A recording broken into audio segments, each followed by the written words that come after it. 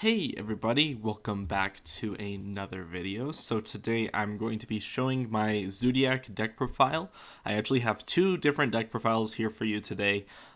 These are more of like concepts than they are with like tested ideas. So yeah, these are definitely Master Rule 5, April 1st, 2020 legal. I am recording this the day before the ban list takes effect, and hopefully I'm going to be uploading this, I believe, probably like April 2nd or 3rd. I'm not exactly too sure on that, but this first version I like to call the hand trap version, and it definitely incorporates the Time Thief package, which I think, if you haven't seen my combo video, I'm going to link that. It's going to be the top link in the description. Go ahead and check that out. It definitely incorporates the Time Thief Winder in the third combo, and I think that that is fantastic. Just being able to get Retrograde, having an extra negate, and also Redoer is a fantastic card, so I think being able to incorporate that into this list is fantastic. So we're going to go through this list. We're going to start off with the hand traps. So we have the 3 Ash, the 2 DD Crows, and the 2 Nibiru's, and then at the very bottom we do have the 3 Impermanences. For this list, I can probably move these up to kind of separate it a little bit. So these are 10 hand traps that we are working with here. I think that these are going to be the most impactful hand traps for the format. Obviously, you can change these ratios up as you see fit, and I do have other hand traps in the side deck because I think these cards are also important, but we'll get into those in a second. Then for the Time Thief engine, we do play 1 copy of Bezel Ship as well as 3 copies of Winder. The thing that I absolutely love about Winder is that it's always live in your hand. You can always use it. The thing that I don't exactly like about Bezel Ship is it's kind of iffy. It's not always live in your hand, right? Because you can't do anything with it in your hand. Sure, you can normal summon it, which I guess is fine, but it doesn't do anything while it's in your hand. So I think what you could do, I mean, obviously, the main reason that we play it is that if we draw Winder plus Retrograde, we still have a target to search off Bezel Ship, so we're still plus one-ing in the end, which I think is like decent. And you can always like discard it off of like your Nightmares, off of your Nightmare Phoenix or Unicorn, and then it's live in the graveyard because you can detach from an Xyz monster in your grave and special it back, so you can still make rank 4s that way. But I just don't think that it's like super important. So if you were to cut a card, I would definitely cut the Bezel Ship from the list. Moving on into our Zoodiacs, the main Zoodiac, the most important one, is the Rat Pier, and this card is just absolutely insane. I think honestly all of these Zoodiacs are very good, but I wish they were a little bit better. Like if we had Rat Pier at 2, I think this deck would be insane. Also, if we had Barrage at 3, I don't know why they limit it in the first place, but this deck would be a little bit more playable. So Rat Pier just being, an Armageddonite for the deck is fantastic. It sets up your entire zoo engine off of 1 card. This is still the single most important card to have in your hand just by itself. If you have, any zoo in your hand, sure, they're good, but it's just you would most likely want to have the Rat Pier in hand. And pretty much Thoroughblade is the next card that is probably the next most starter card that's important in your hand. After turn 1, it's not exactly super important, but it's definitely like the biggest, so it definitely puts like a lot of damage on your Zoodiac monsters. So I think that Thoroughblade is still really good as well. The next important one is Ram. So Ram's just being able to, summon your cards back from the graveyard, and you can combo this really, really well with Barrage. You can also combo this with your Trident, if you saw in my combo video as well. And then the last very important card is Zoodiac WHIPTAIL. This card's fantastic. Just being able to banish anything. It's your removal, so it's such a fantastic card.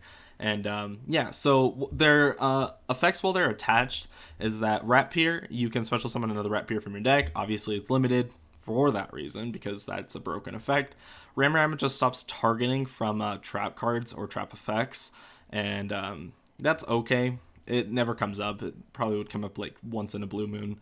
But yeah. And then Thoroughblade just allows you to pierce, which is really cool. And then, he does have the discard effect, which is also really, really nice. And then WHIPTAIL, I think, is fantastic. Just being able to, when your Zoodiac battles of an opponent's monster, you banish it after the damage calculation, which is really nice. And it's a quick effect to attach to a Zoodiac. So you can do that from hand or field, which is really nice. You could also do that in your combo. If you want, you can, off a Chakanine, you can summon this, and sure, it's negated, but during your opponent's turn, you can use the WHIPTAIL to attach to your Chakanine that you did summon, so you can definitely still work around the WHIPTAIL restriction, even though, like, the Chakanine restriction, that is. Then we play 3 copies of Called by the Grave. We don't want to get Ghost Ogred or Veilered or any of those, really. I mean, DD Crow hurts too. Nibiru hurts, although, you know, obviously you can't stop the Nibiru with Called by the Grave, but it's still like Veiler, DD Crow, and Ash like hit this deck really hard. And worst case scenario, you can just use this as another copy of DD Crow just by setting it, and so I think that's really fantastic as well. Moving on, we do play 3 copies of Fire Formation Tenki. This is just 3 extra copies of every zoo, so technically we're playing 13 copies of zoo monsters. So fantastic card, and nothing I'd really want to say about that. We do play 1 Monster Reborn because it is a very good like extender, as well as like it could be a starter if you happen to be in the late game and you have no way to get to a zoo. Monster Reborn, it could be really, really solid for that. Next up, we play 3 copies of Avarice. This is like a staple pretty much at this point. You're going to run through the zoo engine faster than you would think. These like get out of your extra deck. And plus, you have 5 different zoo names. You have Boar, Chalk, Trident, Hammerkong, and Tiger. That's 5 right there, plus the zoo that you summoned. So you're going to get through 6 cards in 1 turn. So this Pot of Avarice is live pretty much. You can also possibly play, I don't know if I exactly agree with this, but you definitely could try it. You could try to play Gravity Controller, and you can turn any zoo into a Pot of Avarice draw, which is probably a really dumb idea realistically. But you can do it, because you could just summon a zoo, and then you just overlay Borbo, Chalk, a Trident, Hammerkong, Tiger, and then you can just immediately put your Gravity Controller on top, or like send it all to the graveyard with all 5 materials. It'll be 6 monsters because it'll have 5 materials for the Gravity Controller, and then you can target all of your zoo extra deck monsters, put them back in your extra deck, and draw 2 cards. Something that's really interesting about that is just like this just came up randomly in my head.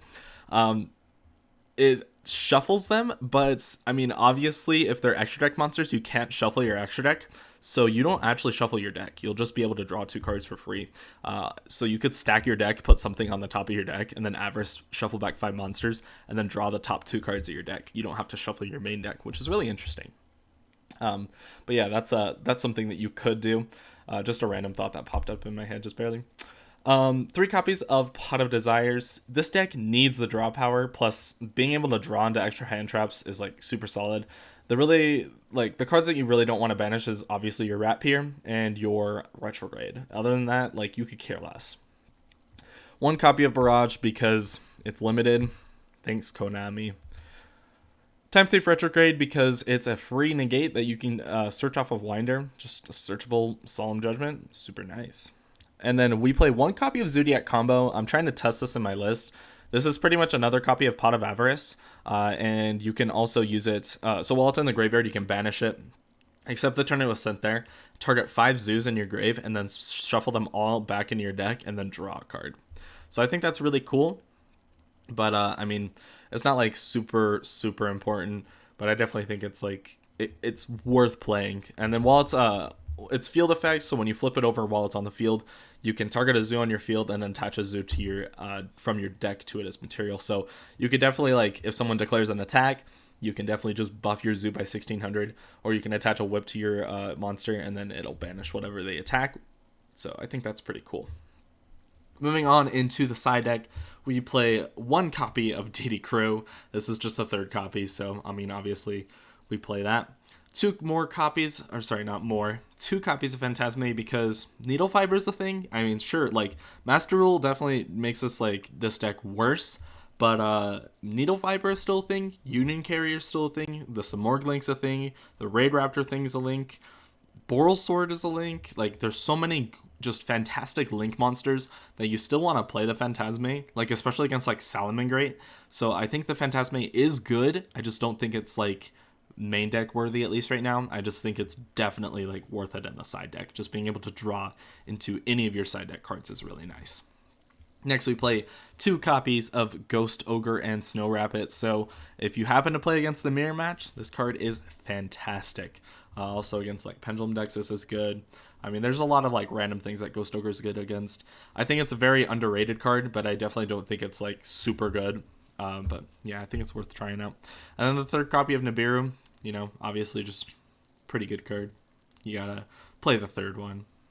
And then we play 3 copies of Cosmic Cyclone for the back row decks, as well as the 3 copies of Lightning Storm for them as well, and the 3 copies of Aiming Light Match. So we're kind of maxing out all of this. The things that I pretty much, you're playing the Cosmics for, I mean, back row obviously, or Mystic Mine. If your opponent plays Mystic Mine, you need to get rid of the you need to like banish the field spell, and this plays around Field Barrier, which is really nice. So yeah, you gotta respect it, I think. So even though you're playing the Lightning Storms already in the side deck, I think it's still worth it to play the Cosmics and the Evenlies, just because like these are all blowout cards, and the Nibiru's are still like blowout cards. And I think this deck will have a really nice matchup against combo decks because you play so many hand traps anyways. So we're kind of like mitigating that by playing a lot of back row hate. You could definitely move these Cosmics to the main deck if you want, but I definitely don't see a reason for that right now. So yeah. Moving on into the extra deck, we play 1 copy of Dweller, 1 copy of Redoer, and that's it for our rank 4s. You could play Tornado Dragon. I mean, obviously, besides the Zoodiac cards. But you could play Tornado Dragon. I just don't really have a reason to right now. I think that this deck is going to be fine on its own. Like, Dryden is already pretty good. I mean, I guess this deck does lose to There Can Be Only One, but I haven't seen that card play in a while, so yeah, plus it's really hard for you to get that on the field anyways, so I don't know. Then we play 1 copy of F-Zero because this card's very accessible, especially in Master Rule 5. Just any 2 zoos, any 2 Xyz monsters, just put a Utopic Future on the field. That's pretty nice. It can't be destroyed by battle, and it's really hard to kill by card effects because you can just detach from it, just like a 101, if you guys know what that is. Moving on into the Zoodiacs, we play 1 copy of Borbo, 1 copy of Hammerkong, 1 copy of Trident. If there was more, I'd play more, but unfortunately, we're only just playing the 1. 2 copies of Tiger. I think that Tiger is just okay. It's not like the best zoo, obviously. I think the best Zoodiac monster in the extra deck, obviously, is Chalkanine. I mean, besides Trident, obviously, is Chalkanine. Just being able to get a free summon from your graveyard every turn is really nice. You can use that for link summons, which is what we're moving on to here, to the next part. So 1 copy of Nightmare Phoenix, 1 copy of Nightmare Unicorn. This could also be Cerberus. I just think that Nightmare Unicorn is fine just because you can use Phoenix and then link it off into Unicorn. So I think that's really the reason why I did that. Then we do play 2 copies of Infinitrack Fortress Megaclops. This card is fantastic. Honestly, if you only have 1, that's fine. You can probably work around this extra deck as you see fit. But I think right now, definitely 2 would be the ideal number. But if you do have only 1, I mean, I know it's kind of getting up to be an expensive card right now. And then you can definitely just play 1. I only have 1, so I'm only going to be playing 1 for the future just because I only have access to 1. But if I take this to event, I will definitely grab a second one. So yeah, that's going to do it for this deck profile. So I'm going to move on into the next one, which is a trap variant of this. So I think that this is a little bit different. I mean, obviously you're still going to be playing hand traps. You could take out these Nibiru's for Ashes, but I think that a lot of people are going to be playing combo decks in the Master Rule 5. So I think that Nibiru is going to be fantastic for the Master Rule 5. So let's get into it. Pretty much the only changes that you see here is obviously the hand traps. And I did put in 1 copy of Xyz's Gift. I think this card is really cool. I don't think it's fantastic though. It's definitely a thing, but it's not like, I don't know. It's definitely really, really weird. So, Xyz's Gift, if you control 2 or more face-up Xyz monsters, you can detach 2 materials from a monster you control and draw 2 cards. So, something that's really interesting that you could do with this is that if you happen to draw into Time Thief Winder as well as your your TENKI. That will end you on a Trident with a material, as well as a Time Thief Redoer with 2 materials. And the monster materials on the Redoer are like, okay, they're not like super important. Plus you'll have the retrograde set face down. So you do have an extra negate. So you could just use the Xyz gift to detach from your Redoer, and then you can draw 2 cards for free, pretty much. So it's a +1. And I guess the like monsters attached to Redoer aren't even like super important. Like, sure, you can tag out your Redoer till the end phase, but most likely when you attach from your opponent's deck, it's most likely going to be either a monster or a spell.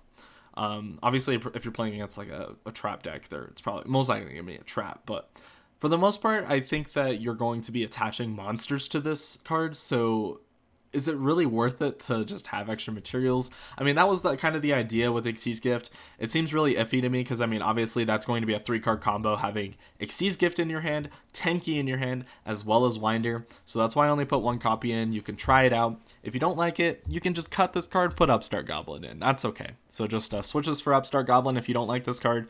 If you really like this card, you can, I don't know, cut some other cards. You can get like Desires to 2 and play 2 Xyz Gift. I don't know, something like that. You can definitely work with what you got.